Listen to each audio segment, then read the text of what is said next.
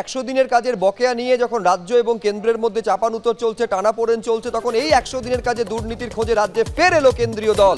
কেন্দ্রীয় গ্রামোন্নয়ন মন্ত্রকের একটি প্রতিনিধি দল হুগলির বলাগড়ে পৌঁছেছে। এই ছবি আপনারা দেখতে পাচ্ছেন। 100 দিনের কাজে কোথায় কি রকম দুর্নীতি হয়েছে তা খোঁজার জন্য, তা খুঁজে দেখার জন্য ফের বাংলায় এসেছে কেন্দ্রীয় দল। অতিরিক্ত জেলা শাসক, বিডিও, পঞ্চায়েত প্রধানের সঙ্গে বৈঠক। আবাস যোজনার ঘর নিয়েও তথ্য নিল কেন্দ্রীয় দল। तो आपको कोई पैसा मिला है अभी? টাকা পেয়েছেন কোনো? ঘর তৈরি কোনো টাকা পেয়েছেন? না না अभी तक नहीं मिला। तो थैंक यू भाई। जी सर, चलो। टॉयलेट नहीं बनाया? টয়লেট আছে? কোথায় আছে? ওই ওইদিকে বানানো। বানানো আছে? পেছনে স্যার টয়লেট मिला है? নেই আপনার? হ্যাঁ, কোই সাইজ আছে। এখানে টাকা করেনি?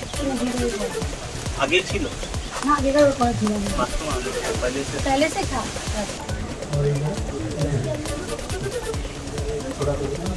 तो क्या है? হুগলিতে আজকে ফের কেন্দ্রীয় প্রতিনিধি দল আবাস যোজনা সহ একগুচ্ছ তারা চোর ধরো জেল ভরো।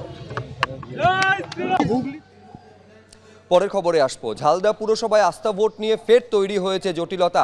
8 তারিখ যেখানে আস্থা ভোট হওয়ার কথা ছিল, অর্থাৎ 8ই ডিসেম্বরের সেই আস্থা ভোট হচ্ছে না। বিচারপতি অমৃতা সিনহার নির্দেশ খারিজ করে দিল আজকে ডিভিশন বেঞ্চ। চেয়ারম্যানকে সরানোর প্রক্রিয়া পদ্ধতি মেনে করতে হবে, পরামর্শ বিচারপতি অরিজিৎ বন্দ্যোপাধ্যায় ডিভিশন বেঞ্চের। আরেকবার আপনাদের বলবো, ঝালদা পুরসভায় আস্থা ভোট নিয়ে আবারও তৈরি হয়েছে জটিলতা। 8ই ডিসেম্বর আস্থা ভোট হচ্ছে না ঝালদা পুরসভায়। বিচারপতি অমৃতা সিনহার নির্দেশ খারিজ করে দিল ডিভিশন বেঞ্চ। চেয়ারম্যান সরানোর প্রক্রিয়া পদ্ধতি মেনে করতে হবে, পরামর্শ বিচারপতি অরিজিৎ বন্দ্যোপাধ্যায় ডিভিশন বেঞ্চের। আসবো পরের খবরে। কেন্দ্রীয় বঞ্চনা নিয়ে ফের সরব হয়েছেন মুখ্যমন্ত্রী মমতা বন্দ্যোপাধ্যায়। তিনি প্রশ্ন তুলছেন যে উত্তরপ্রদেশে সবথেকে বেশি ভুয়ো জব কার্ডের তালিকা বেরিয়েছে, সেক্ষেত্রে কি ব্যবস্থা নিয়েছে কেন্দ্রীয় গ্রামোন্নয়ন মন্ত্রক? আমাদের কেন টাকা আটকে রাখছে? গ্রামীণ রাস্তা থেকে আবাসন, মিড ডে মিলের টাকা বন্ধ করে দিচ্ছে। গিরিরাজ সিং এর বক্তব্য আমি শুনেছি। আগেও 3 বার প্রধানমন্ত্রীর সঙ্গে এই বিষয় নিয়ে আলোচনা করেছি। ফের প্রধানমন্ত্রীর কাছে সময় চাওয়া হয়েছে। উত্তরবঙ্গ সফরে যাওয়ার আগে বললেন মুখ্যমন্ত্রী মমতা বন্দ্যোপাধ্যায়। उत्तर प्रदेश में सबसे बेसी जॉब कार्ड का नंबर अगर वो फॉल्स है, भुआ है, तो उसको बारे में रूरल डिपार्टमेंट कोई एक्शन लिया? उसको बहुत सारा रुपया दे गया, तो हमारा क्यों 100 दिन का काम में जो काम किया उसको रुपया क्यों स्टॉप कर दिया? ग्रामीण विलेज रास्ता का रुपया नहीं दिया, आवासन का रुपया नहीं दिया, मिड डे मील को भी ऐसा ही कर रहे हैं। हेल्थ मिशन का भी बोलता है कि हम आपको हमारा कालार बनाना पड़ेगा, नहीं तो हम रुपया नहीं देंगे। एक क्या है, एक क्या जास्ती है, ये ठीक नहीं है। गिरिजा सिंह এর বক্তব্য আমি শুনেছি।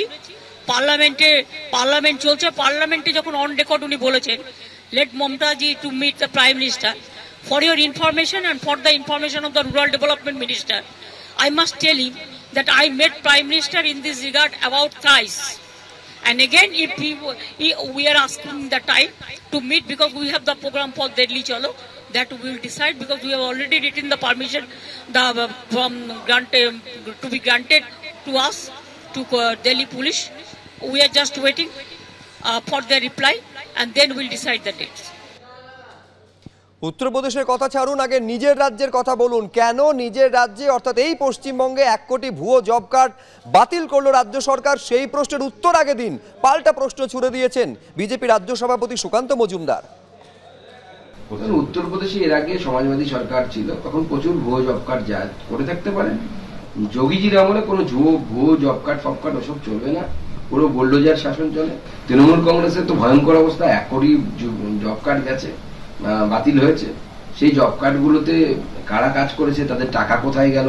তৃণমূল কংগ্রেস আগে তো এই জবাব দিক, জব কার্ডের জবাব দিতে হবে। তো উত্তরপ্রদেশের দিকে তাকিয়ে কি হবে? আগে আপনারা জবাব দিন যে 1 কোটি জব কার্ড যে আপনারা নিজেরাই বলছেন আমরা বাতিল করে দিয়েছি, তো তাদের যে টাকাগুলো বিগত 10 বছরে উঠলো, এই টাকাটা গেল কার কাছে? হিসেবটা তো দিতে হবে।